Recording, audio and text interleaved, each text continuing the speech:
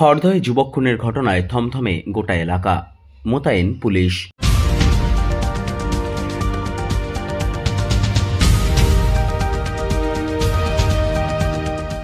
শুক্রবার দোল খেলার সময় খড়দহ থানার অন্তর্গত টিটাগড় পৌরসভার ১৩ নম্বর ওয়ার্ডের নন্দ বোস রোড এলাকায় পুরনো শত্রুতার জেরে খুন হন আকাশ চৌধুরী।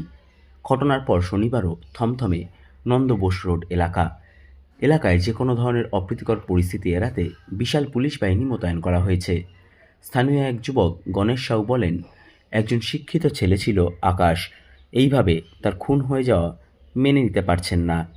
এলাকায় সব আতঙ্কিত আছে। এখানে মানে কেউ কারো বেরোচ্ছে না, মানে আতঙ্ক তো সব এখানে আছে পুরো, মানে মাইন্ডগুলো ডিস্টার্ব হয়ে গেছে। এরকম ঘটনা কেউ মানে ধারণাই করেনি এরকম ঘটনা হয়ে যাবে, যে ঝগড়া হয়ে মারপিট হয়ে লোক থানায় এফআইআর করে বা নিজেদের মধ্যে কিছু কথা কাটাকাটি হতে পারে, কিন্তু এত বড় ঘটনা যে হয়ে যাবে ছেলেটার, কেউ এটা মানে এক্সপেক্ট করেনি।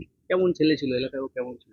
এলাকার অনেক ভালো ছেলে ছিল, ও তো শিক্ষিত ছেলে ছিল, কোনো এই বেকার ছেলে ছিল তো, ও তো মানে শিক্ষিত ছিল, ও তো কলেজে পড়াশোনা করতো, মানে ওর নিয়ে মানে কোনো চাপ নেই। ও ছেলেটা অনেক ভালো ছেলে ছিল, পাড়াতে ওর পুরনো শত্রুতা কিছু নেই। ৩১ তারিখে রাত্রিবেলা কিছু ঘটনা হয়েছিল, যে ওদের নামে ওই কমপ্লেনও করেছিল থানাতে, কিন্তু তারপরে সত্ত্বেও ওদেরকে চাপ দেওয়া হচ্ছিল বারবার, আকাশকে কি তুমি এই কেসটা তুলে নাও, কেসটা তুলে নাও, তো তারপর সত্ত্বেও তুলেনি। কালকে এরকম ঘটনা যে হয়ে গেল, ভাবতে পেরেছিলে কখন এরকম কোনোদিন এখানে কেউ এক্সপেক্টও করেনি এলাকাতে কি এরকম ঘটনা যে হতে পারে। খুবই ভালো ছেলে ছিল, এখানে পুরো এলাকার লোকই আতঙ্কিত হয়ে আছে।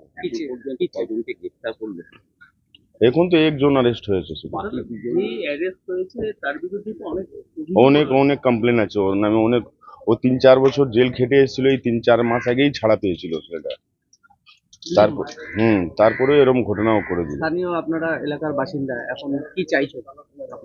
আমরা চাইছি নিজের প্রশাসন নিজে শাস্তি দিক ওই ছেলেটাকে, যে এরকম ঘটনা হয়ে যাবে, একটা ছেলের জীবন নিয়ে খেলোয়াড় হয়ে গেল, তো একটা ভালো ছেলে আমাদের পাড়া থেকে চলে গেল।